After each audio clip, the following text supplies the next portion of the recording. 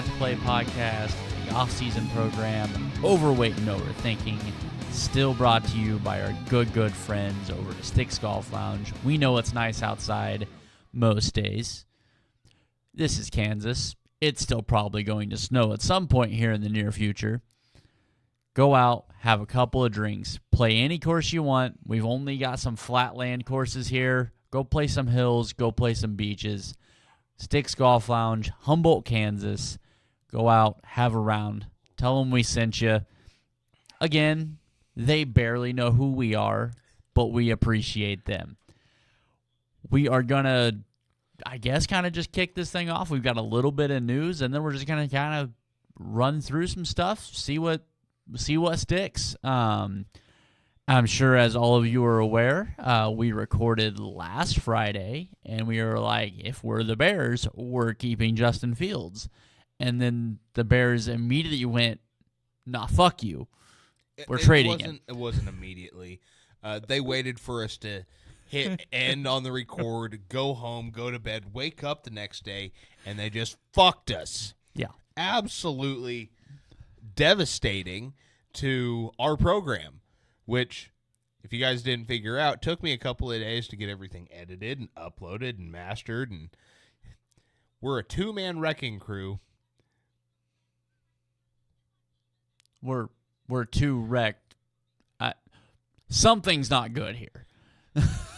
But nothing got uploaded till Tuesday, so obviously we're behind. Plan wasn't necessarily to record this week. It is good to sit down and just bullshit tonight, but like Austin said, we got to talk about the bear in the room. Well, former bear in the room. Justin Fields, now a Pittsburgh Steeler for a 6th round, which could be a 4th round if he plays 51% of the snaps. Which, you know what that tells me? Russell Wilson starting until week 10. Or he's going to get hurt, and it's going to screw the Steelers. Oh, no, you gave up a 4th round pick for a quarterback that's better than anything you've had since Ben.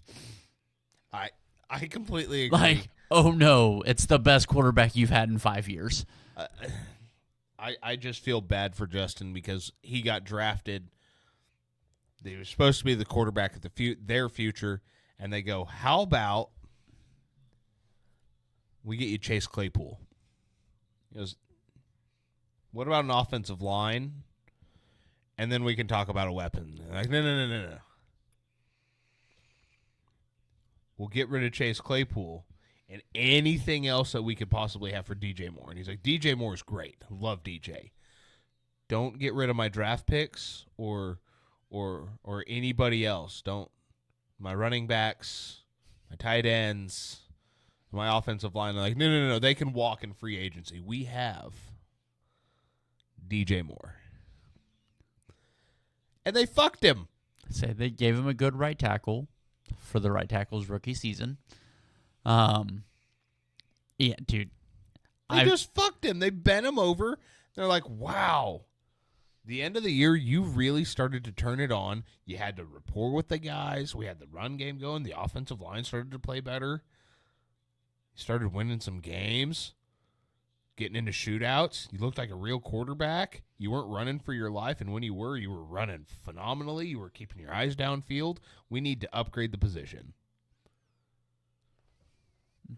And trade you for peanuts. What? I mean, I guess in the end, they did Justin at least as well as you could because they offered him. They gave him the teams that wanted him, and he picked the Steelers. So I guess. Well, he's also watched Russell Wilson's tape the last 2 seasons and goes, 51% of the snaps. I mean, you have to think, like, he kind of feels like a Tomlin guy. Oh, he does. And I think that's going to be a big part of that. I think this kind of more screws over Russell Wilson, who thought he was going to come in and be the guy. You're on a 1-year deal. You were talking about an extension at the end of the year. You're definitely hoping for an extension at the end of the year now. Yeah. You're hoping for it. Because now the Steelers hold all the cards. You gave up nothing. you still have to put some more pieces around him in Pittsburgh. But And with Pittsburgh letting Deontay go, I mean that clearly that opens up George Pickens as your number one wide receiver going into the season. I think they need some offensive line help. They need some wide receiver help. It kind of, I guess, if nothing else, you throw Russ out there to get the shit kicked out of him for the year. Rack up draft picks. Get a decent draft pick, and then you and Justin go to war next year. I guess if that's how they're looking at it. I mean, don't be wrong. Going from a quarterback room of Kenny Pickett and Mason Rudolph to Russ Wilson and Justin Fields is a significant upgrade at the quarterback position, because Russell Wilson, as terrible as he's been, Kenny Pickett would kill for his season last year. Russell at least had, I think it was 26 passing touchdowns. I mean, Russell Wilson actually had a somewhat decent season with the Broncos as far as quarterback stats. The team didn't perform, and I don't know that that's all Russell Wilson. He didn't lift anything with him. Right, though. right. My biggest thing with it is the Steelers are it's a team. There is no ego, and then they went and got one of the biggest egos we've seen in recent memory. Right. At least at the quarterback position. Wide receivers are their own class. We all know that. And we talked about that last week. It doesn't fit. Yeah. So, I mean, I get, like I said, if you're going to let Russ take all the beatings this year while you're trying to get things set up so that Justin Fields can start next year. I got a feeling they signed Russ not thinking that Justin was going to not necessarily be available, but they were going to take their offer, because Pittsburgh is very conservative when it comes to their draft picks. They're kind of like the Packers. They're not going to jump up to the top of the draft to grab anybody. Yeah. They're going to make something work. That's just who they are. So them throwing out a 6th-round pick, that's a big move in Steelers Nation. That's huge. I can't believe we gave up a 6, right? Kansas City used to be that way. Now they're like, well, winning's kind of awesome. Yeah. Make something happen sometimes. Unlike my team, where they're like, make something happen all the time and fall just one play short. Just throw it instead of running the ball. But it really feels like Pittsburgh goes, all right, here's our offer. Free agency starts. They're not being investigated. Philadelphia. Atlanta. And they go, ooh, Russell take Vets men on a 1-year deal? Cool. Oh, shit. It's the trade you forgot you proposed in Madden. Yeah. And it got accepted. And you're like, I kind of already figured that one out for this year. But now they've got, they have a guy. Yeah. Now, I don't care what anybody else says.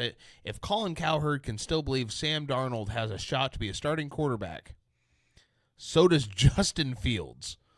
Yeah. One of the two's been with shit teams and shown promise. The other one's been with shit teams and showed nothing. And Super Bowl caliber teams and shown nothing. Yeah. So I don't understand. And I mean, we've been over this. We've droned on about Justin. But I still don't understand how that's the offer. That's what it was worth. I mean, 32 general managers have told you they don't see him as a starting quarterback, but the fact that somebody sees Sam Darnold as one is fucking appalling to me. But we also know Justin wasn't going to Minnesota because you're not trading your quarterback in the division. Like, it doesn't happen. But yeah, that one was wild. The Broncos trading Judy for a 5th and a 6th.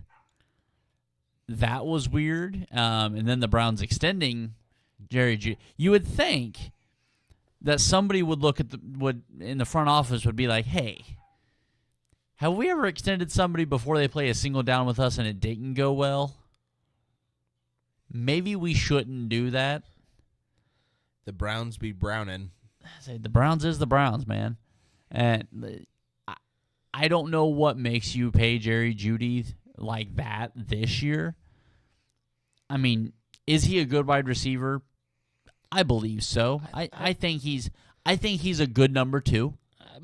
Middle to upper. So I think he's in that 33 to 48 range. Yeah. Was he a first-round draft pick? Should he have been? Probably not. Maybe. I don't know, dude. That Alabama team has me questioning so many things because there was so much talent, and you were like, holy shit, there's first-rounders all over the place. And then you look at it, and you're like, were there first-rounders fucking anywhere?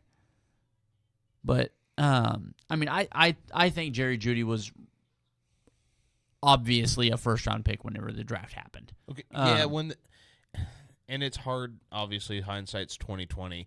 But now you look, who's the best wide receiver out of that first round? Brandon Ayuk. Hands down. Because you have... I was trying to think who was all in that first round. That was Henry Ruggs. Okay. Jerry Jeudy, CeeDee Lamb. They went back to back to back. Yeah. And then at 14, the Niners traded up and took Ayuk. And that was it until the second round. And that was that Scary Terry's year as well? I think so. Yeah, that would have been Scary Terry and was that Scary Terry? Yeah, that was Scary Terry, A.J. Brown. Yeah, like that was a loaded wide receiver draft. Yeah. And arguably the first 3 off the board, obviously one of those is in Federal. And CD showed he had very good season this year. It's really weird that it took you 5 years to do that. Well, with the same quarterback, the same style run game. What's different? Nothing.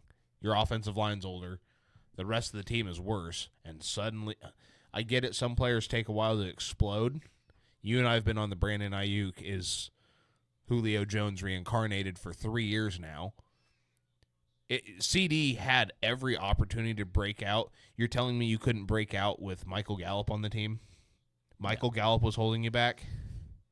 So I don't know what took... Cole Beasley was holding you back? I didn't believe before this year that he really was a number 1 wide receiver. This year he sure fucking looked like it. He did until it mattered. Well, that's the Cowboys, though. I get it, I mean, but... Dak looked like an MVP at one point in time. You know? Like, shit happens. I get you need to be targeted, and this is where I'll go with Ayuk. And obviously that's my boy, and I hope he stays home. But if he doesn't, I get it. But even in the Super Bowl, when Ayuk needed to make a play, he only got targeted like 3 times. He caught 2 of the 3, and he was fucking running people over. In the biggest moment, CD was like, I can't catch a ball. They're hitting me off the line of scrimmage. Great. Yep. I mean, you claim to be a big physical wide receiver. Apparently playing in Dallas makes you soft. Well, given. I just look at that draft, and out of the first round, Ayuk's the best one. He's not the best wide receiver in that draft by any stretch of the imagination. Obviously, I have Terry McLaurin at number 1 because the guy came out onto the step foot on the field and was the number 1 and hasn't looked back since. A.J. Brown is an absolute monster. It's weird when you go from one team to another and you somehow get better. Truth thinking. I'm trying to think of which wide. I think that was the McCole Hardman. No, McCole Hardman would have been Debo and DK. Yeah, that was Debo. So that would have been the Sky Moore. That would have been Sky Moore. George Pickens is also in that draft class. Oh, was Pickens a first rounder? No, Pickens was a second because he was drafted after Sky Moore. Fuck. I mean, you look at some of these drafts and you're like, if it didn't feel the Jerry Jeudy, CeeDee Lamb, Henry Ruggs, those were the 3. Everybody knew those were going to be the first 3 off the board. Mm-hmm. I don't know about anybody else. I just didn't ever have a good feeling about that. I'm 50% on my gut feelings. Jeudy, I thought was going to be I thought Judy was the best one of the three. I did too. I 1,000%. And honestly, he still might be. Like, I know CD's had the season now that he's had, but I still think Judy has a chance to be. And what sucks is what could Henry Ruggs have been, because he was looking lights out until he, 180 miles per hour into some poor lady in her dog's car. Yeah. And like I said, Henry being the story of Henry Ruggs, we don't want to spend too much time on that shit. But I think Jerry Jeudy can still be, but I still don't think Jerry Jeudy has shown enough for you to pay him. No. I mean, and I realize realistically, if he makes it to the third year of that contract, it's going to be probably below market value on a wide receiver. Right. But again, I would think a team such as, I don't know, the Browns, that have made one very minute error in extending a guy before he ever plays it down for your franchise, maybe you hold off on that. Because, I mean, I'm not making the argument that Jerry Jeudy is a better wide receiver, has been a better wide receiver, is a more productive wide receiver than Marquise Hollywood Brown. Marquise Hollywood Brown, as far as I'm concerned, to this point in his career, has been a little bit of a bust. Minus that first 2 seasons in Baltimore. Yeah, honestly, his first season. His first season was good, because his second season he was plagued by drops a little bit. Since then, he has like a 3.1% drop percentage, lowest in the league. But he's never really been what everybody thought he was going to be out of Oklahoma. I think Rashee Rice, Hollywood Brown, 1-2 at wide receiver gives you options that MVS just didn't fucking possess if you're the Chiefs. And you got him effectively on a 1-year, $8 million deal that can be worth 11. It's a 1-year deal. What has Jerry Jeudy done to show you he's worth a 3-year extension that Hollywood Brown is on a cheaper 1-year prove-it deal? And I understand. When you look at good franchises versus bad franchises, good franchises, they get the guys on the 1-year deal. They get the guys on the 1-year prove-its. Bad franchises don't.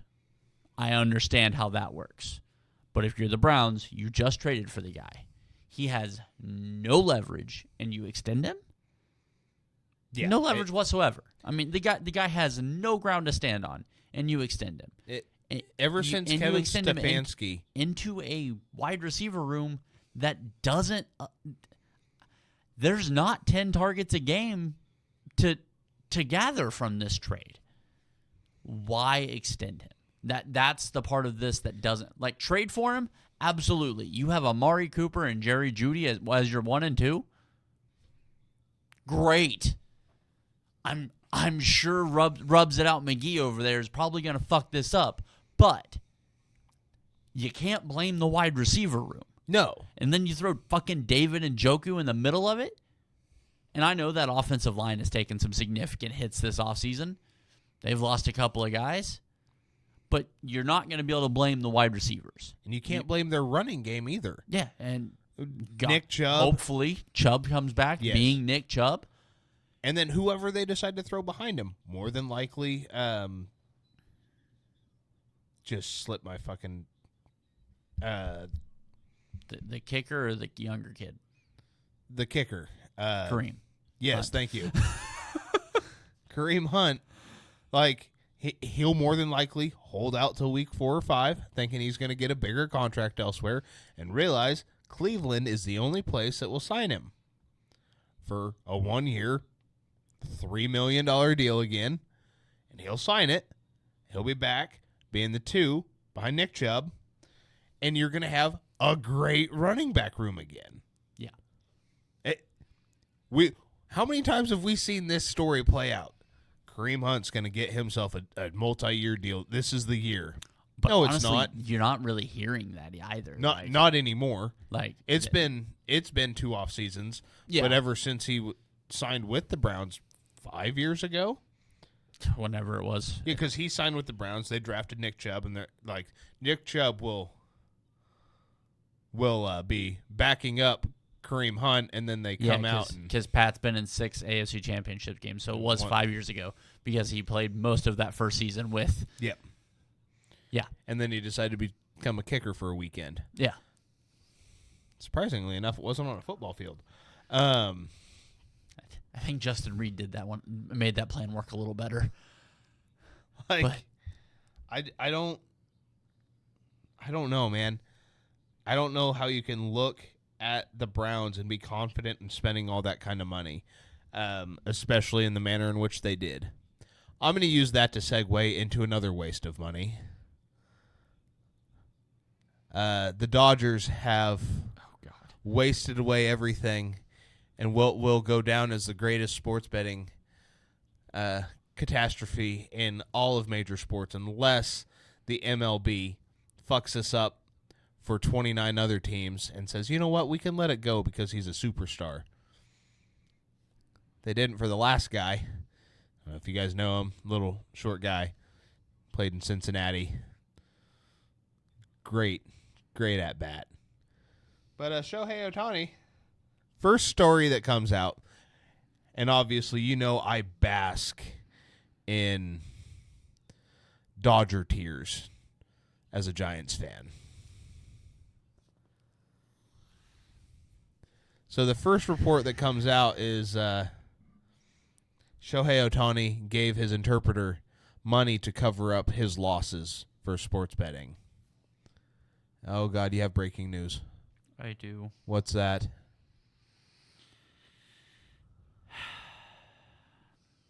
The Chiefs have agreed to terms with the Tennessee Titans to trade cornerback L'Jarius Sneed. Oh, hey, look. It will be formalized, and the after passing a physical, Sneed will become the Titans will make Sneed one of the highest paid cornerbacks in the NFL history. Chiefs are expected to receive a 2025 third in addition to a 2024 seventh round pick flop. So they got a third for L'Jarius, effectively. That is disappointing. Austin, your thoughts? I think that's a terrible trade for the Chiefs. I hate the fact that the fan in me is like, for that you keep him, but in reality the Chiefs didn't have the cap room to sign their rookie class without trading him, so that part's kind of a kick in the dick. Also, hey, if Chris Jones signs for $28 million a year, we have enough to pay L'Jarius and the rookie class. I don't want to be the asshole that said it, but I fucking said it last week. They shouldn't have. That. Yeah, obvious. I get it. You've won 2 in a row. You're going for 3. You're in a win now. And I keep seeing the posts of, an elite cornerback takes away one wide receiver, an elite pass rusher takes away all of them, and I understand the premise. I do. I understand where you're coming from. And Chris Jones, along with being a lead sack getter in the NFL, is also the leader in batted passes in the NFL. I understand that if the ball doesn't make past the line of scrimmage, it doesn't get caught 35 yards down the field for a touchdown. I also think with a quarterback that's willing to take the deal that he's taking, willing to convert and create salary room the way he is, the fact that you can't take a slightly team-friendly deal to retire with the team that you swear is the only team you're going to play for, knowing that you have a chance to bring back one of the best cornerbacks in football. Don't get me wrong. The Chiefs have, I believe that losing L'Jarius hurts. I don't think it actually hurts the Chiefs' cornerback room. No. Because Trent McDuffie steps up to the one, Joshua Williams, Jalen Watson, and the Chiefs have a fucking knack. They draft really They're well. going to draft some 6th-round cornerback, and he's going to be a fucking fringe all-rookie corner. For 4 years, and then they're not going to be able to pay and then they're not going to pay him. And the Chiefs They haven't paid a cornerback in quite some time. I and every fully time, get it. Every time they have a good corner, when it comes time to pay him, they trade him. Obviously, I can't fucking critique the system. It fucking works. But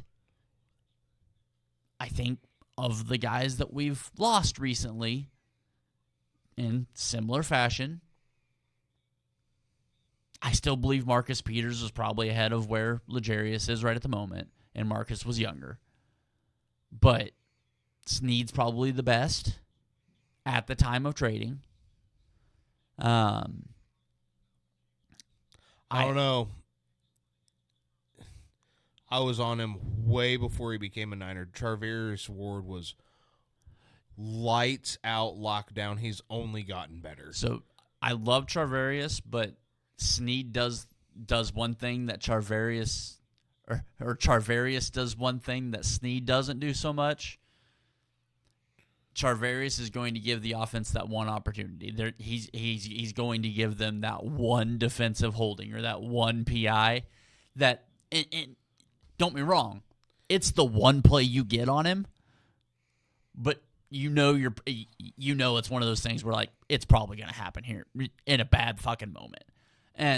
But no, he was a damn good corner. Like, I am not bagging on the guy at all. Damn good corner, but I still think where Snead's at right now is ahead of where, and they lost Charvarius for nothing. Yeah, that was straight up free agency. That was just straight up free agency, and you know they didn't extend the tag to him. So okay, it's fine. The Chiefs are going to get a compensatory third for him next year. Is it phenomenal? No, it's fine. It'll be okay. I don't love the third. I really thought you could get a back end second for him. Or I was hoping maybe if it was a third, maybe we get like, I don't know, a sixth the next year. But the cornerback trade market has shown that you're not going to get top flight. I mean, Jalen Ramsey was traded for a fourth and a fifth. I realized that was also in a dire salary cap dump. But those things happen. I don't love the third round. Being that it's the Titans, at least it will be a decent, fairly early third rounder. I was hoping the trade for Snead would result in the Chiefs having the firepower to move up into that 22 to 24 range. If there's a wide receiver or a defensive end that they are in love with, to give them the firepower to move up. Appears that it's not the case, but I don't love the idea of him going to the fucking Titans either. That's not my favorite destination because when somebody leaves the Chiefs, I root for players. I'm a lot more player oriented than I am team oriented. Don't get me wrong, the Chiefs are my team. That's who I root for. When I play against you, I'm going to root against you. I fully aware. Yeah, like it's one of them deals. But being a Chiefs fan my entire life, I had to root for other players because my team fucking sucked. So I would have loved to have seen him go. I'm glad he didn't go to Philadelphia. I would have liked to have seen him go to a little better team, but you know he gets to be one of the highest paid cornerbacks in NFL history. He got what he wanted, and I get it. It's the NFL. You've only got a short period of time in your life where you get to make the kind of money they can make. I understand why Tyreek wanted to go to Miami and make 30. I understand why everybody wants to move on and make all the money. It's hard to fit other things under the cap whenever your quarterback's making $50 million a year. That's just how the world works sometimes. I'm interested to see what the Chiefs do next. Making that move is going to open up that $18 million, and it's going to give you, I believe, after the rookie class, I believe that opens an additional 14 for free agency. I think the Chiefs. I don't think the Chiefs are done adding to the wide receiver room. If they can find the right deal, I think this opens up a chance for you to go look at like a Tyler Boyd, an Odell Beckham. If you can get one of those guys on a 1-year prove-it deal for $5, $6, $7, $8 million, I don't think you're going to pay any of them more than $8 million because that's what you're paying Hollywood. And I don't think any of them are going to outclass what you're trying to do with Hollywood. I think Hollywood fits the system better. I think he's probably the better wide receiver. But, maybe this gives you the chance to go find a pass rusher. I'm not sure even what's available at this point, but maybe you have the opportunity to go get one and add a little more to that pass rush, unless you've seen something out of Felix. I haven't. So overall, I mean, the Chiefs great. If you want to throw grades on it, and it's hard to throw grades on. For me, I always hate grading trades whenever they involve draft picks because, well, they got this pick for it. Okay, but it's what you do with the pick that truly matters. I mean, this kind of feels like a fucking C+. It's better than average, but I wouldn't say it's a good trade. I would have put it at a C- myself. You could have got more. Yes, I mean, I don't. This is not a time where you're trying to do right by the player. You franchise tagged him. Obviously, you had to do something to clear up cap space. Which is either a long-term deal, which to get your cap number where you wanted it to be, you're looking at 5 to 7 years. You're not getting anybody to sign for that. Right. So, like, I get you had to trade him. You could have got more. I feel like this was a... That's the thing is, I with the way the trade market has been, I don't know if there's something in this draft class or something about this draft class, as somebody that doesn't do a lot of draft studying outside of like the first couple rounds. I don't know if there's an extra value on these second day or late second day, early third day picks. But there's guys going for values that you're like, that doesn't make sense. That doesn't compute. Like, that's not what that value is. So who knows? And again, the Chiefs can probably turn that fucking third-round pick into another fucking all-pro corner on accident. Now, the good teams are going to figure out how to do that. I just look at the corner position that a team like, I want to say Buffalo, but they're in cap hell right now. Well, shit, I guess all of the... Houston. Mm-hmm. I just thought of something. There's a cornerback coming off injury that's probably going to be looking at a 1-year prove-it deal. You take 10 of the 18 you just saved. If you can bring Tre'Davious White in on that 1 year to show, hey, even after that ACL, I'm fine. That's not a bad idea. Exactly. I think, fortunately for the Chiefs, their number 2 cornerback is an all-pro corner. That's part of why I'm not panicking about this, because the second best cornerback on the team was all-pro. Right. No, and like, it helps relieve some stresses there. Again, my preference, I love Snead, would love to keep him. If I could have a pass rusher of similar ability as opposed to him, I'm taking the pass rusher. The Chiefs need another. And that's where they completely screwed the offseason up for me. And obviously it wasn't a huge screw up, but to me, I don't know if you do a tag and trade type of deal with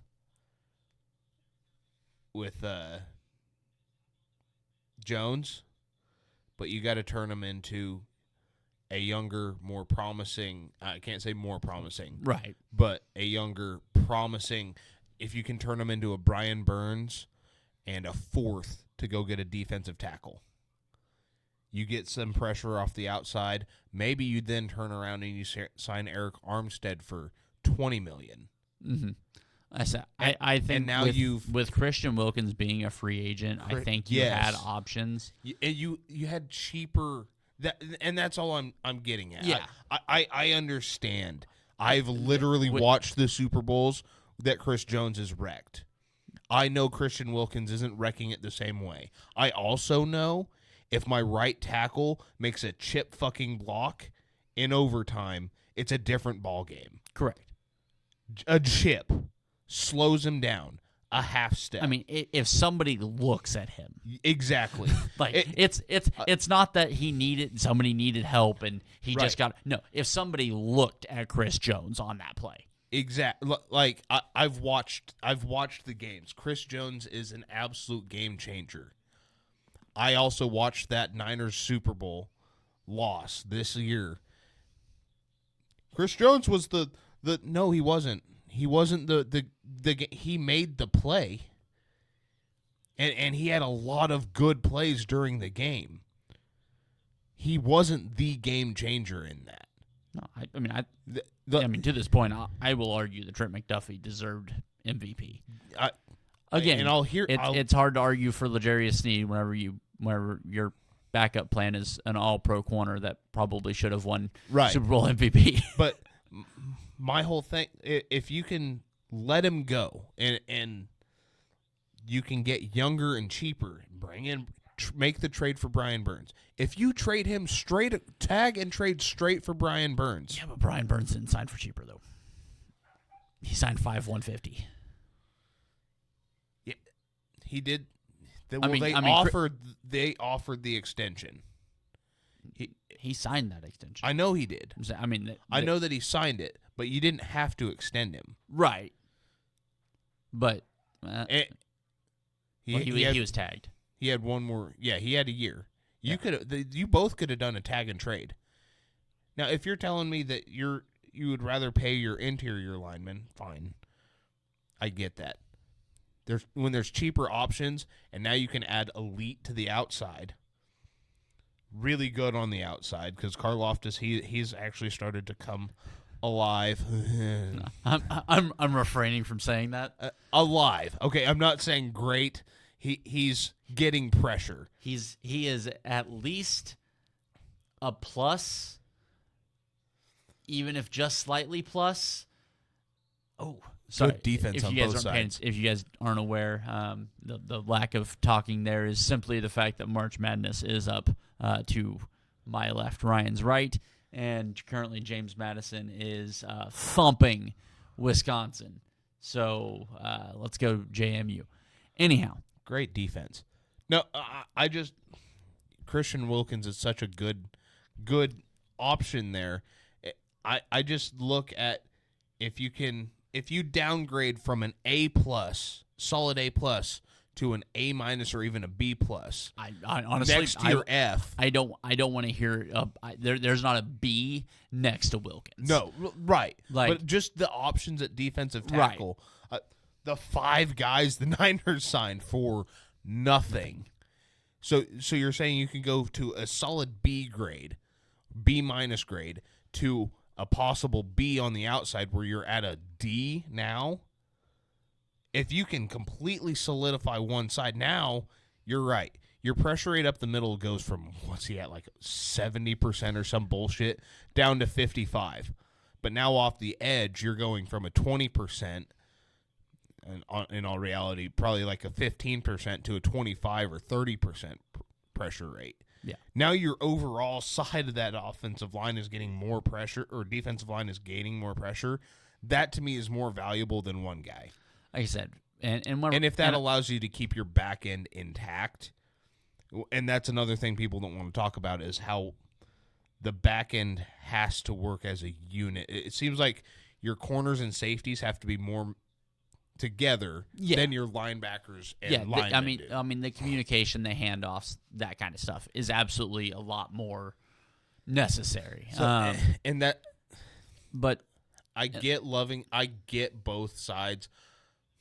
Obviously, I can't say too much because my way of thinking is how the Niners are operating. and it works until the Super Bowl. I get it. I'm sitting right here. I've watched the games. I've suffered through it all. But I've also I watched a team turn around in 2 years flat that should have never turned around. And they've been there ever since. They haven't won it all. And Kyle Shanahan is just he's a skinnier Andy Reid. I'm glad we jumped on that one 2 years ago when we first started this shit, because everybody else seems to be jumping on it. But yeah, all it's going to take is finally getting over that hump, and now you've got years of sustained success with failures, and that creates toughness. If they can get over that hump, it's just hoping he gets over the hump before he leaves. Or gets fired. I mean, either which way. Before he walks out the door. Yeah. Whether on his own or because of you. But, like I said, I mean, and again, I talked about this whenever they signed Jones to the extension. I think for the three-peat, it's the right move. Yeah.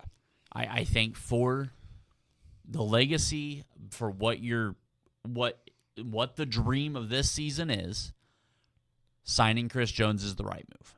See, and I think 3 years from now, that's where it hurts. Yep. Is because do you want to be a 10 to 15 year dynasty, or do you want to be do you want to be the first 25-year dynasty? That's where I'm looking at it. And as a Chiefs fan, if you're telling me I want the three-peat and I want 12 years, fine. I want Patrick Mahomes. I want Mahomes' contract to be 3 and 5 years. That's how I'm kind of looking at this. That's how I'm as somebody that I would like when Patrick Mahomes retires, the Chiefs don't turn into what the Patriots are now. And I also look at a 20-year run in the NFL as something that just doesn't fucking happen. No, but you have, and that's it. You have the blueprint to do it. Yeah. And you don't. Yeah. You spend the money now, and I get it. But for 20 years, you and I absolutely hated the Patriots. Previous dynasties were, all right, 7-8 years of this bullshit, we're done. We're over it. We can move on. What's the next one? Hopefully it's us. For 20 goddamn years, you were hated. Mm-hmm. If you're telling me, maybe it's because I've seen every single one of these fucking losses, where if I can look back on it and be like, yeah, well, I lost those 2 in 5. I went to 4 NFC championships, and then for the next 15 after that, I dominated. Won 4. Let's just say 4. 6 and 20 is nuts. Yeah. With the same quarterback, the same head coach. That's nuts. Well, again, I mean, Patrick Mahomes is a Hall of Famer based on the last 5 years. Exactly. He's got 3 Super Bowls in 5 years. In reality, the grand scheme of things, I'm good. I've got. There's a long list of Hall of Fame quarterbacks that I can name off that combined don't have Patrick Mahomes' Super Bowl number. I grew up for a long time going, I hope they make it one day. That was my goal. Because the Chiefs had never played Divisional Sunday before in my lifetime. I had never watched an actual important Chiefs game. The most important game to my memory at this point was the Chiefs losing to the fucking Titans on Marcus Mariota throwing himself a touchdown pass that I was actually at the game for. That was the most important game that I had ever watched as a Chiefs fan. So I guess my question to you, and this is purely hypothetical, obviously. Mm-hmm. Would you rather get the three-peat and this be done in the next 3 years? Go back to, more than likely, because the way this goes is once it's over, it's over. You you don't get to keep going. Not at least until your lifetime's over and somebody else has to endure it and hear about, well, my daddy said. Or do you want 15 more years of sheer dominance? Like I said, as a Chiefs fan, as somebody that hopes the future is my hope is Patrick Mahomes' contract. Like because that's 15 years in total from year one or his year one through the end of the contract. It's 15 years. If the Chiefs play, I mean, if they get the three-peat, if they three-peat and then don't make it for 3 years, I'll still be okay. But I would like to see that would give them 5 appearances. I think, and I know it's the NFL. I know this is tough to say. If there's 8 appearances in 15 years for Patrick Mahomes, if he goes to 50+% of the available Super Bowls, and again, as the lesser passionate fan in the room, I'm good with that. Because obviously there's as much as yes, of course I want to see the Chiefs win every year. Every fan does. I literally watched a useless Cowboys TikTok earlier of the Cowboys offseason was so quiet because they have the best quarterback in the league, and this year's their year. And I was like, you are all – it was supposed to be a joke. I get it. I was like, there are literally millions of you that think this. Yeah. So like I said, as somebody that, yes, I'm a Chiefs fan. Yeah. I want you to hate my team because we won 37 Super Bowls in a row. I also am somebody that, as I've already addressed, grew up being a fan of players and not a team because my team fucking sucked. There's other guys I want to see get their Super Bowls. I want to see Burrow get his. I would love to see Josh Baker run his. I would love to see Purdy get his. I would love to see Jared Goff get his. There's other guys that I would also like to see. How dare you put Brock Purdy in the same classes?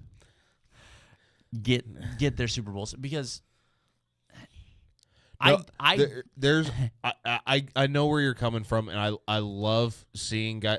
The Rams winning theirs was rough, but there were so many guys I was so glad to see get it. Say with Stafford getting his ring, with Donald getting his ring, OBJ getting his ring. Those are things, and we kind of laughed about it because by the end of that game we were both rooting for the Rams. I wouldn't say rooting. I was there. You were more inclusive for the Rams getting that Super Bowl than you were for the Bengals. I still don't know if that's quite true. I do, because I remember you jumping up in celebration and when going, God fucking damn it. I remember that happening. All right, shut up. So the initial reaction was yes, and then the brain kicked in. So, no, I know I'm right. But like I said, if Patrick Mahomes, I don't care about the 6 rings. I do not care about Brady's 6. Yeah, that one's hard to replicate. If there's anybody that's going to do it, 15, it's probably 15. And if he gets to 5, yeah, I want 6. And if he gets to 6, you're damn right I want 7. And if he gets to 7, you know what? Let's go ahead and fucking make it 8. Yes, absolutely. But I don't. I grew up hating dynasties in sports. Always have. Personal problem, I'm the fan of a fucking dynasty in sports. I've got a team that every year, that's the boogeyman. Every year, when you get to the playoffs, even on the most vulnerable Chiefs team, in Patrick Mahomes' fucking career, you go, son of a bitch, they got by Miami. Son of a bitch, they got by Buffalo. Son of a bitch, they beat Baltimore. God, it's like I called it all. Son of a bitch, they beat the Niners. They're Super Bowl fucking champions. On the worst fucking receiving core that may have ever played in a goddamn Super Bowl. That did fuck all. That did fuck all, too. Hey, McCall Hardman had like 70 receiving yards. I get it. That's a career high. But, you know, having that guy, How did that game even, like, make it to where it fucking was? I remember it all. I don't need you to go through it. I'm thinking about it going, how in the fuck?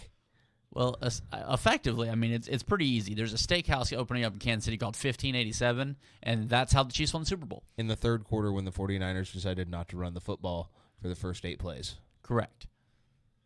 Actually had this argument at the gym the other morning. Yeah. I'm not here to rehash wounds. You know that. Oh, they haven't. At least only for my entertainment. I've been pouring salt on those every morning. Whatever. But, you know, for like I said, for me, again, I'm somebody that the first Super Bowl was elation. Because, again, didn't think I'd ever see a Chiefs game played at the Super Bowl, let alone winning one. Tampa Bay's. I was like, okay, that kind of sucked because that was the worst team fielded at any point in time for Patrick Mahomes leading the Chiefs. Yeah, that was a rough one. I mean, when your offensive line has me and you on it, it's not a good thing. I don't know. You and I both played a little bit of offensive line. I don't think anybody that suited up for the Chiefs offensive line had ever played football before. Didn't look like it. You know, so going 1-1, honestly, like, I was, you know, hopefully we make another one. Hey, we made another one. Cool. Now we've won 2. This year, I was like, you know, I was a little harsh on the Chiefs. But it's kind of one of the things where I'm like, as much as I want to see my team win, as much as I enjoy the experience of my team winning, again, my initial reaction to the Super Bowl this year was an elation. Because I have interest in other guys getting it. I don't like dynasties because there's more than one guy that needs to win the Super Bowl. There's more than one guy that deserves Super Bowl championships. I like when guys get their due, when guys get their opportunity. We've got 3. Great. That puts you in a level that very few teams, very few players get to be a part of. Do I want to see... I mean, I think if one more gives you the argument to put Patrick Mahomes above Brady, if continuing with his stats, okay, great. I would love to see the 3-peat because that's something that has never been happened and may not ever happen again. I still want to see Joe get his. I still want to see Lamar have a chance. I want to see Josh have a chance. I want to see CJ have a chance. Those things can't happen if Patrick Mahomes plays in 15 Super Bowls. You know, like,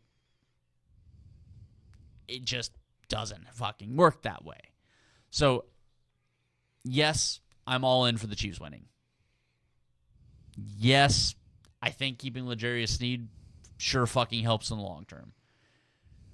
Yes, I think signing Chris Jones for this season was the right way to go about it.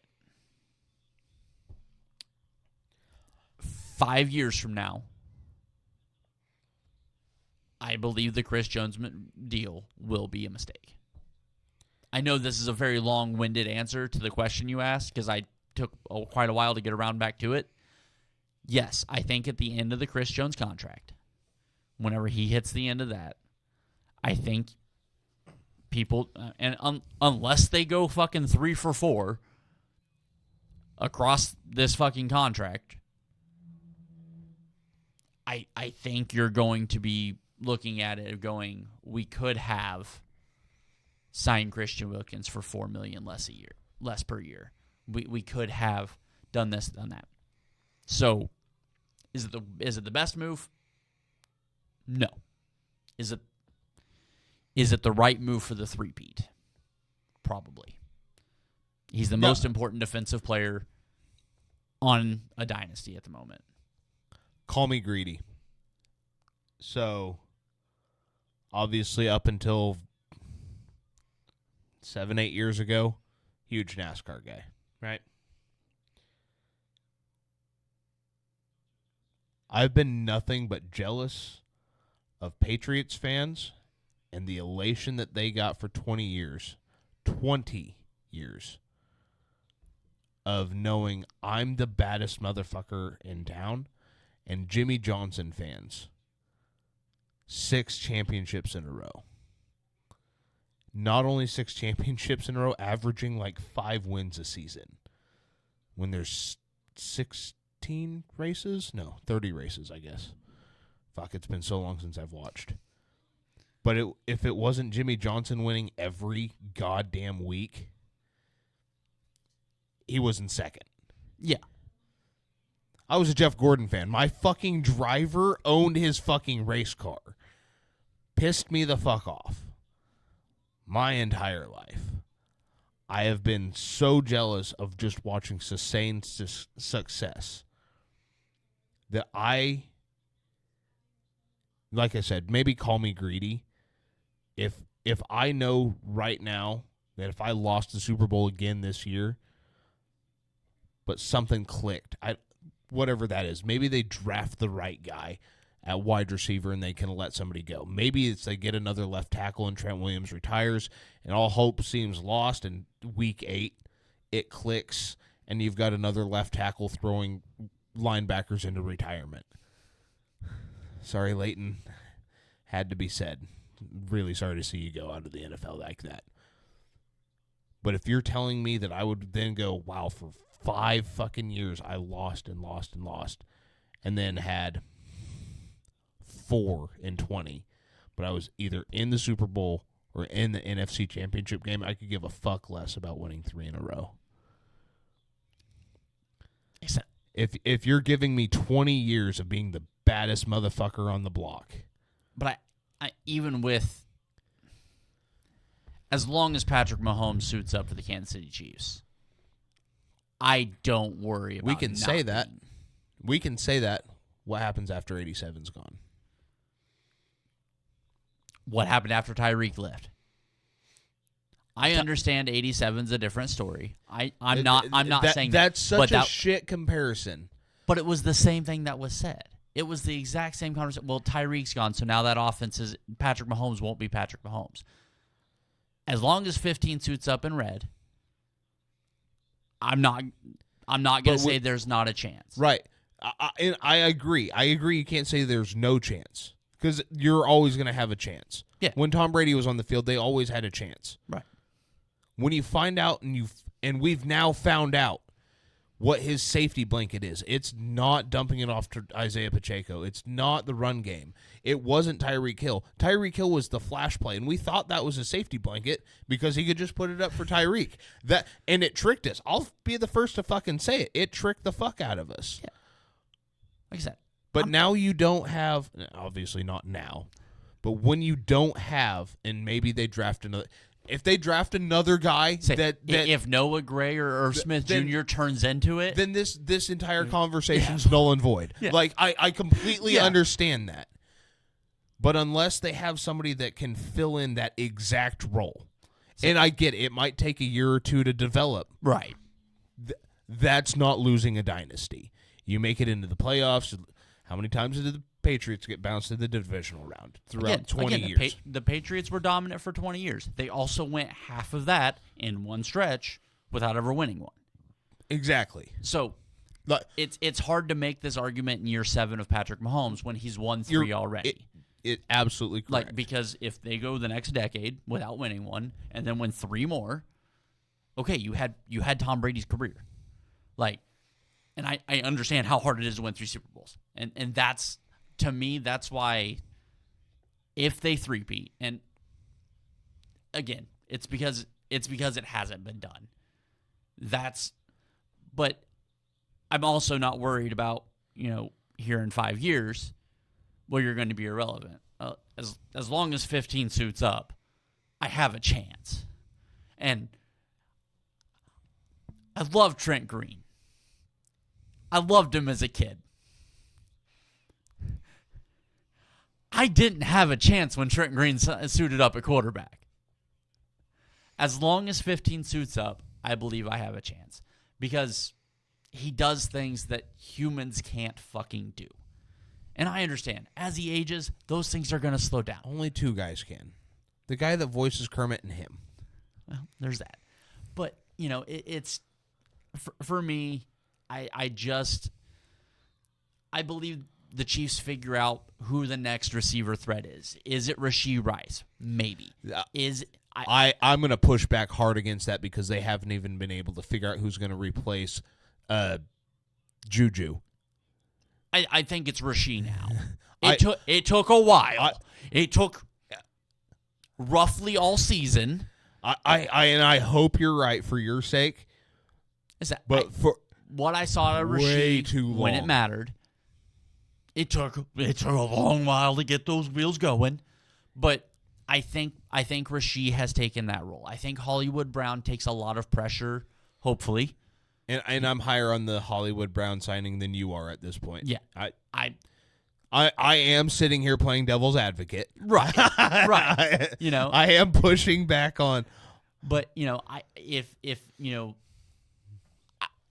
I am going into this season with a lot higher hopes of my wide receiver room than I was last season. I think you're high if you don't. Right. Kadarius Toney may not make the roster. Again, if they approve the new kickoff rules, he starts his Hall of Fame campaign as a return man in a few months. But, it's one of those where I think the Chiefs will be fine. I think they'll figure out what works at wide receiver, what clicks in the wide receiver room, what clicks at the tight end room. Again, I think the Chiefs had a huge, very underrated, massive loss this offseason. Because I still believe the second most talented tight end in the tight end room was Jody Fortson. He can't stay healthy, and that fucking sucks. I still think that's the second best tight end. I still think that was the heir apparent to Travis Kelce. That was the guy. Couldn't stay healthy. This is the NFL. A lot of guys get hurt. A lot of guys can't stay healthy. There's a lot of professional athletes that never played a down, a snap, a at bat, a fucking second of professional football time because they were injured. It happens all the time. This is the NFL. This is professional sports. There's a young girl that should be playing Division I basketball next year that fucking can't because of a neck injury. This shit happens. You're playing competitive athletics. I still think Fortson was the best tight end option. Noah Gray's a fine tight end. I think he's a good tight end too. I don't think he's the answer as tight end 1. And maybe that's why Irv Smith is here now. Because they think he can be the guy.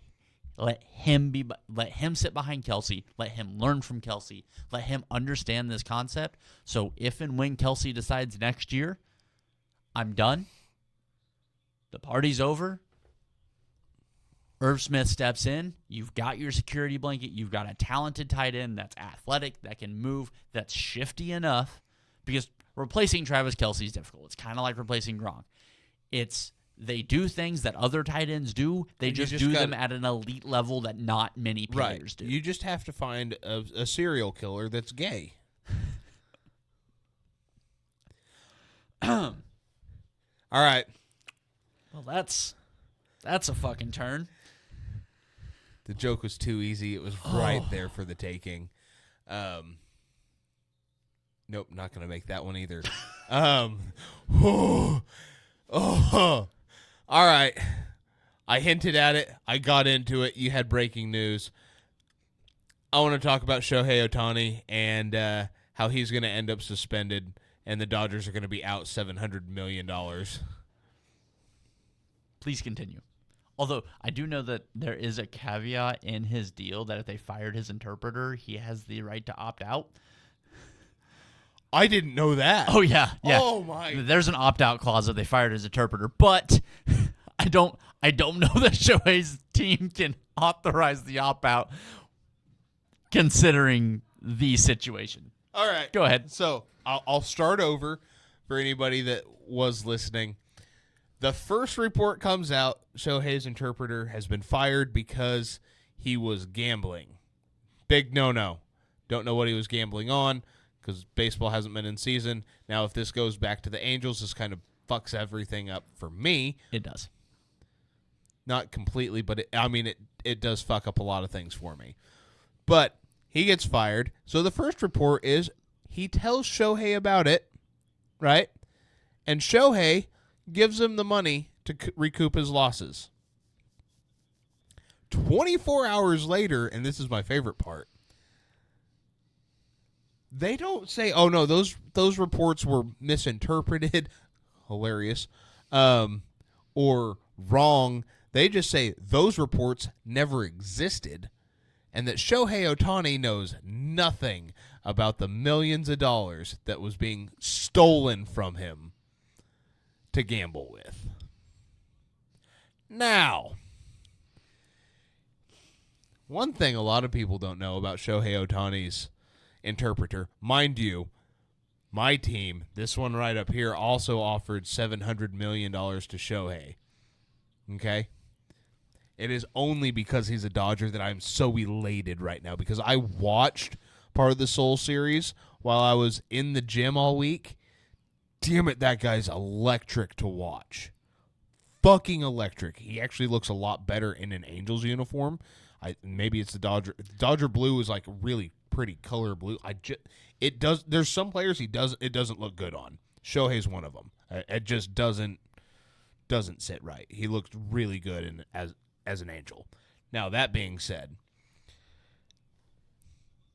how in the actual fuck do you, the biggest superstar in the world of sports, we're talking about a Japanese baseball player playing at the highest level of American baseball, getting the most money out of any sports contract ever, not know that your interpreter, who is your best friend from childhood, the motherfucker has known you since you were born. How do you not know that he has a gambling problem? Right? So you're going to fucking tell me Dodgers, mind you, they have made it to where you cannot talk to Shohei at all from here on out. Well, yeah, he doesn't have an interpreter. Oh, you don't think NBC Sports and Fox Sports are like, we need that interview, hire a guy. I don't care if he speaks Korean, hire him, it's close enough. Like, you don't think that they're out there saying way more heinous things than I am to get this inside scoop on this story? What's going to piss me off is when MLB, Rob Manfred, just sweeps it under the rug because it's his fucking bell cow moneymaker. Oh, no, Taylor Swift is going to start dating Shohei. Dude, I was sitting there and I was watching the reports and I go, God, I feel so bad for Shohei. This fucks everything. Not to mention, Yamamoto came out on the mound for his opening day and gave up 5 to the Padres, who have Fernando Tatis. And do they still have the third baseman? Which I can't think of. Juan Soto? Nope. Yeah, because he's Machado. No, I think Machado's a Dodger. I'm pretty sure Manny Machado's a Dodger right now. I thought he was a Padre. I knew he was a Dodger there for a minute, but I thought he was a Padre Maybe now. he went back. Hold on. Nope, you're right. You're right. He is a Padre. I know they don't have Eric Hosmer anymore because he retired. Yeah, and during spring training, Manny Machado is batting 143. Yeah, the Royals also have a winning record. The Royals are looking kind of good right now. I know spring training. I'll give you this anecdote about my Giants today. They had a split series with the Cubs. Obviously, 2 different fields, same time, split series, right? I get a notification. I'm at work. My phone is going nuts. I'm like, what the fuck? I look at it. Top of the first, Cubs lead 9-0. I was like, what the actual fuck is happening? Giants won 13-12. Same time, I'm getting notifications.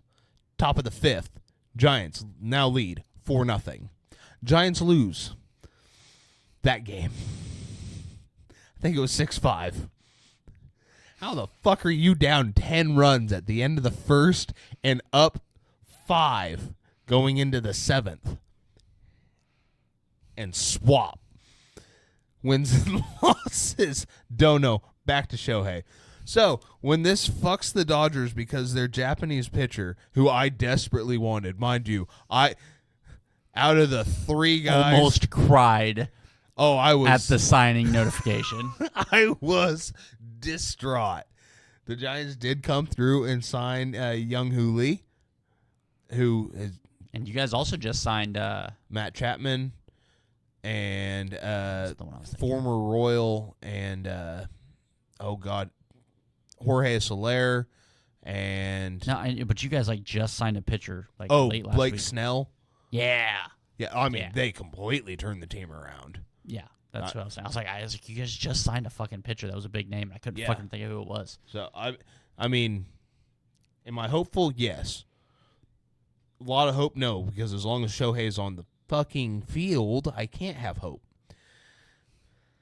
But unless Rob Manfred, like I said, fucks this over for the other 29 teams, and who should really be pissed off are Reds fans, and fuck, his name just left my brain. Pete, thank you. If this doesn't come down on Shohei as a lifetime ban, you cannot sit here with a straight face and be like, he didn't know. He speaks Japanese. No shit. So did the guy making the bets. Just because he doesn't speak English, he's probably also smarter than you. Just not you intentionally, because we know he's smarter than you. Most definitely, yeah. But no, yes, he speaks Japanese. Okay. That's not a intelligence indicator, guys. Like, I know my best friend's a degenerate gambler. I know both of my best friends are degenerate gamblers. I know both of my best friends, my boss and my coworker, are all degenerate gamblers. I trust every one of those men with my life. If $4.5 million comes up missing out of my account, I know who I'm looking at first. You have a list. I just read it off. You can't tell me that Shohei didn't know. Yeah, no. This is such. To me, this is so cut and dry. Yeah, I don't like it. I don't like it that it's this cut and dry. But that you've already shown us what betting does in baseball. It's a lifetime ban. Mm-hmm. For your biggest star. Guess what Pete was? He was your biggest star. You made it. Still the all-time hits leader. You made an example out of him. And it didn't stop somebody.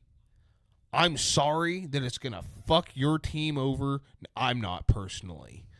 Because if this was my team, I'd be absolutely devastated. But you know what has to happen? And all the talking heads right now, we got to see what happened. No, you don't.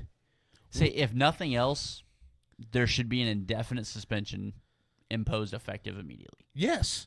Like, because, again, there's $4.5 million missing from your bank account, earmarked for gambling.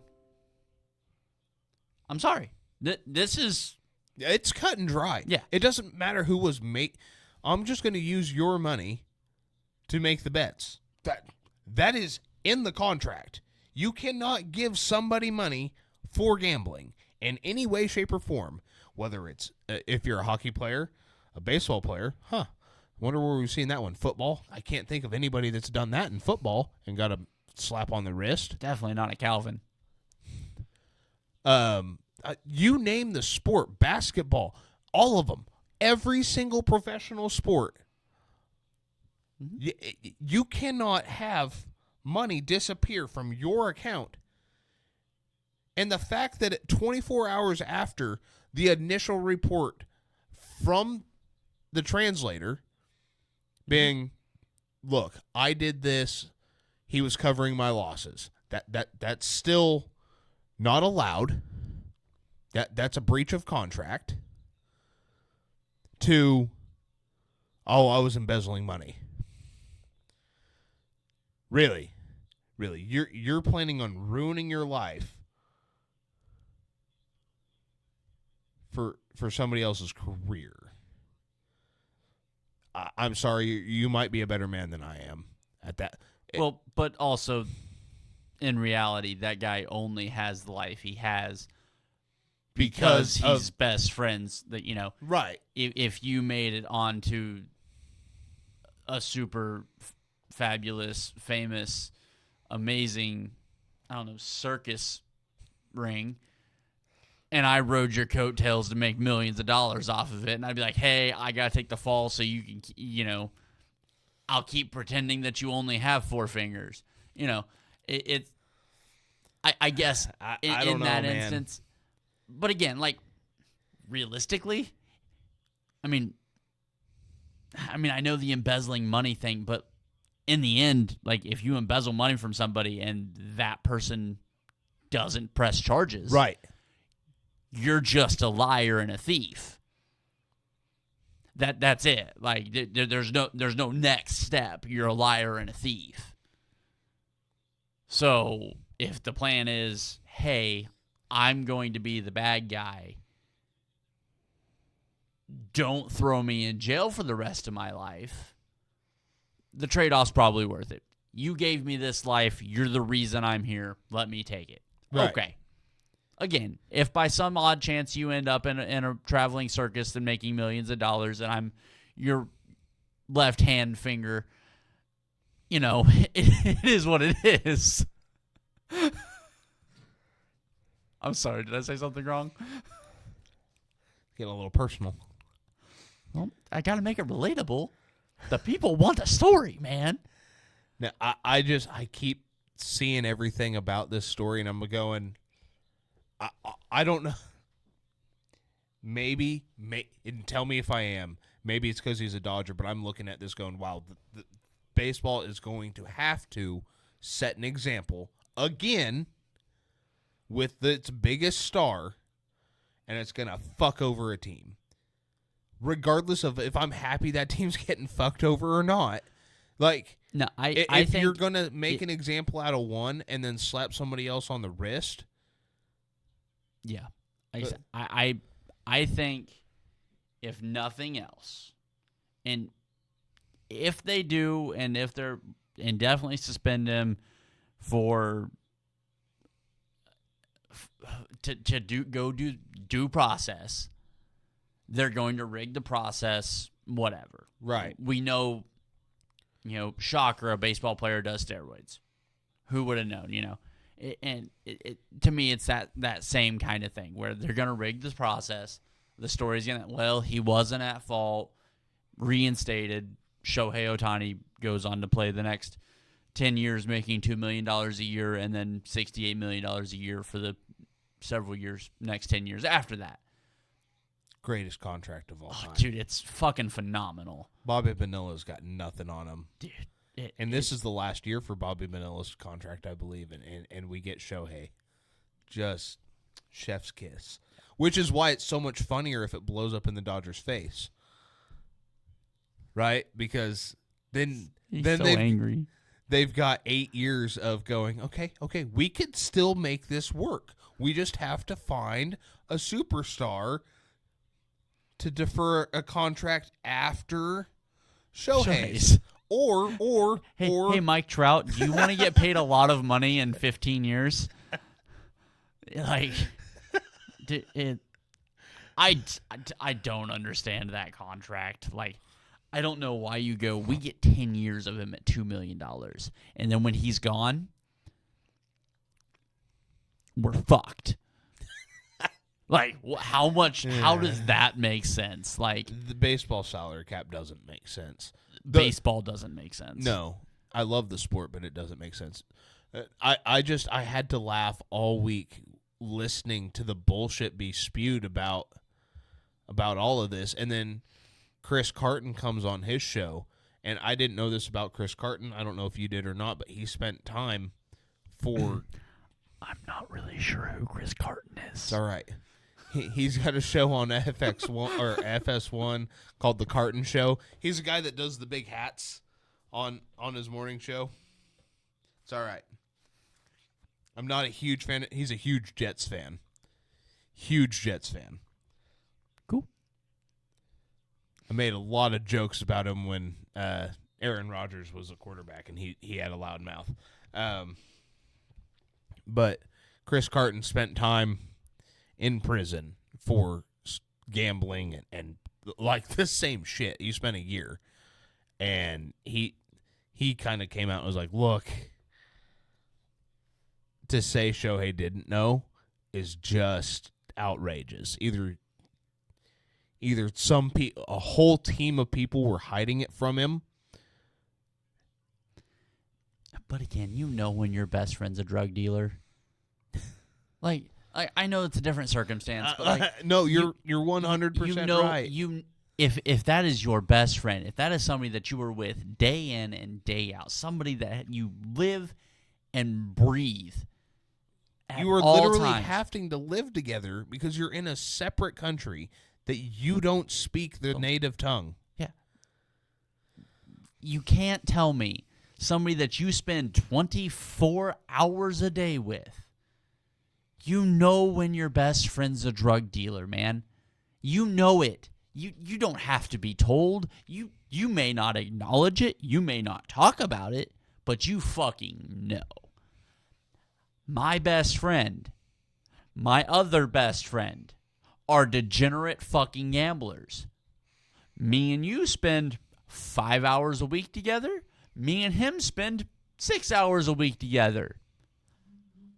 I know what you guys do. I know that when it comes to times of having excess money, podcast room's probably getting an upgrade. I know how you function.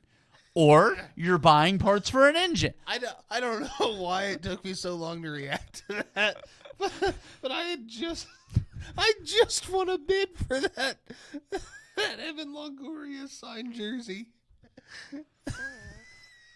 I know how these things go, you know, and you can't tell me that your fucking roommate, your best friend, the sole connection you have to back home, the only person that you can communicate with on a regular basis at a fluid level, you don't know that motherfucker's spending $4.5 million gambling? No, it's so cut and dry. Really? Dude, this is such... I think that as soon as the first report came out, it's like, oh, man, that... You know, good on Shohei for finding out, and now they're trying to cover it up. Fuck all of you guys. Yeah. As soon as the cover-up started coming out, and that's now the story we're running with, is we're investigating theft. Why? When you walk up to a fire and you see gas and matches, you don't think, it just exploded. You know somebody lit the fucking gas and matches. Yeah. Follow the trail of the burnt grass to where somebody ran the gas line out, put a puddle, and then lit that on fire so he'd get to the house. Bad analogy. Just realized how shit analogy that was. Fortunately, there's not a lot of people that listen to this. Oh, fuck. But when yeah, you can follow the trail. Follow the trail. There's, and again, man, for me, it's as simple, and I'm gonna keep saying it. You know when your best friend's dealing drugs. Yeah, to immediately pivot to, oh, it was theft. 24 hours, just enough time for the initial statements, because it was a statement from the interpreter, a statement from Otani. Same story, stories changed immediately. Yep. And then now everybody's running with it. Yeah. Once the media started running with the second story, you knew it was a cover-up. You knew it was an MLB Rob Manfred cover-up. This was we can't let this, and 29 teams should be like, if that was any other player, if that was Aaron Judge, gone. Giancarlo Stanton. No, they're Yankees. Trying to think of somebody on like. How about back on the Dodgers? Mookie Betts. Again, I think the Dodgers, the Yankees, Boston. I think you get a similar treatment. If it's Joe Blow on the Reds, if it's Jazz Chisholm. Oh, that's a good one. If it's Jazz Chisholm. Ellie De La Cruz. I think then you see what we're implying.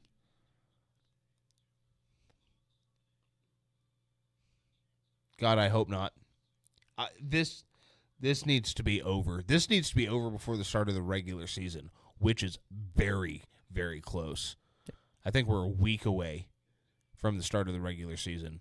This needs to be over. As soon as Shohei steps foot on a football field, good God, it's 11, it's past 11. Barely. Yeah, this was supposed to be like 45 minutes. Yeah, I know. We do this every time. Yeah. Every time. As soon as he steps onto a baseball diamond for the regular season, if he finishes the season, you've just shown that you don't care about the sanctity of baseball like you so claim to. Yep. And why Pete Rose is not in the Hall. I was say, and if Shohei plays this season out, Pete better be in the Hall of Fame next season. Without a doubt, has to be in the Hall. I mean, I think he has to be anyhow. It's my opinion. That's my opinion. You know, whatever. And if he was betting on the Angels to win, cool. So is Pete. Yeah. At no point did I ever watch any of those Angels games and think, wow, Shohei's throwing this game. No, the Angels are just bad. Yeah.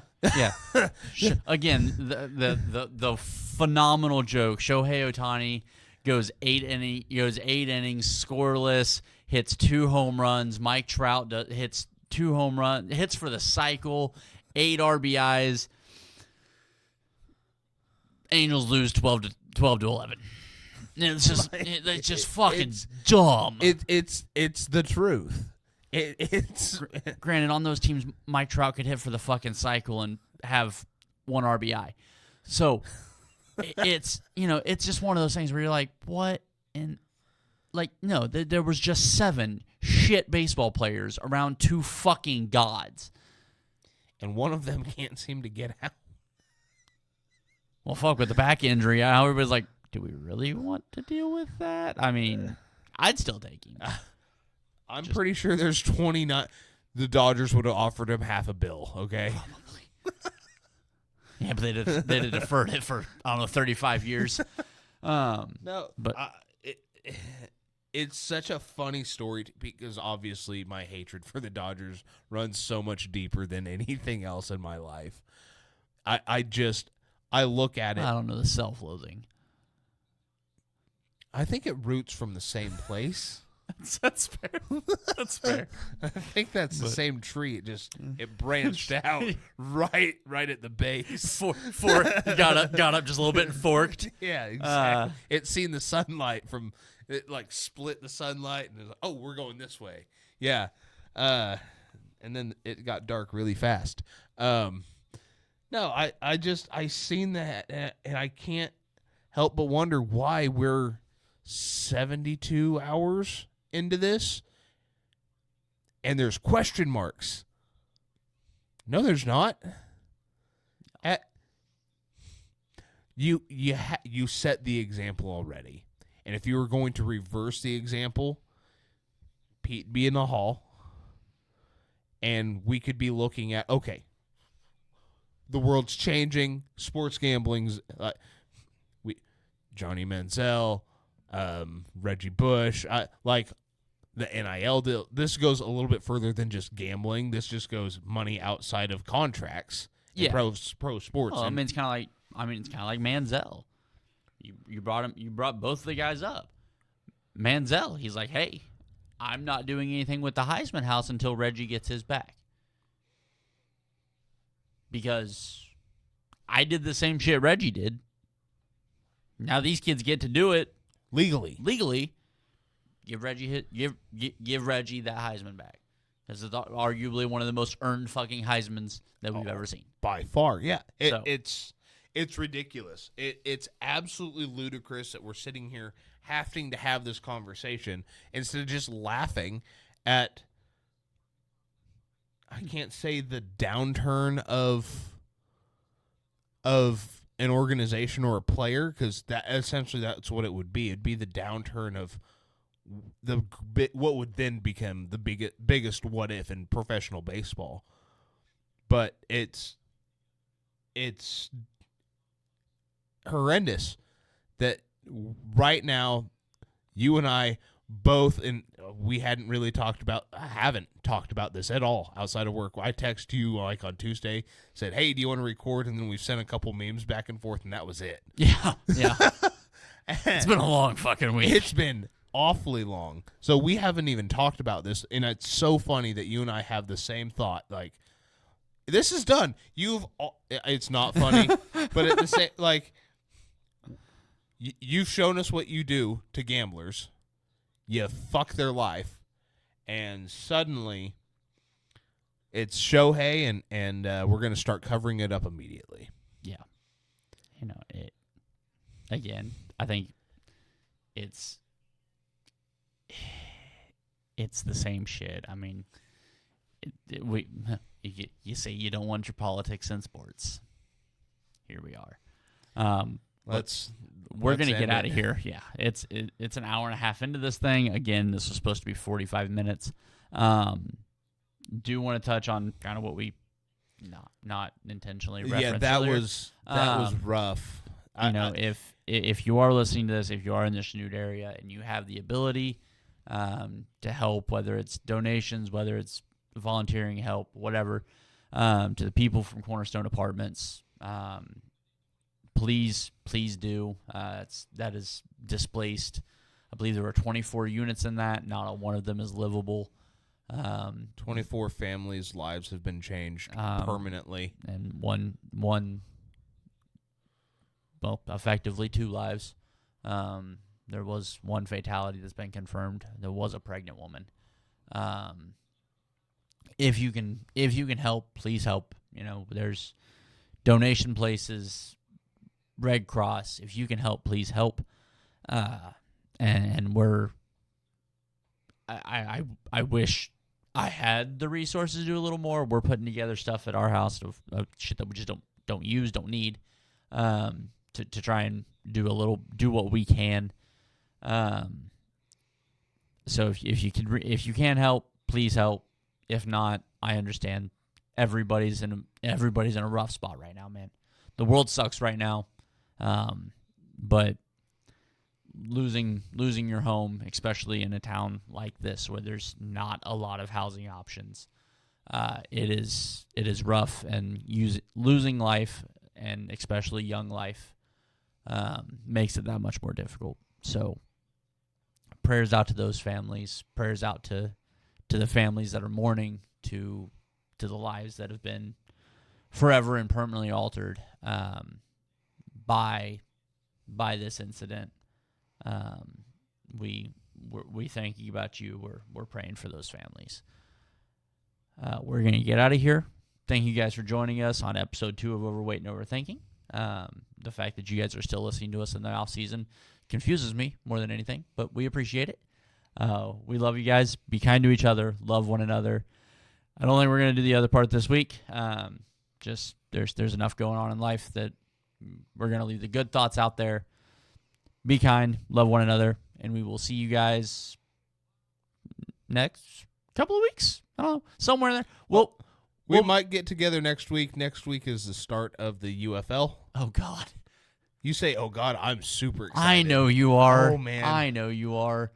So, who knows? UFL coverage next weekend, possibly.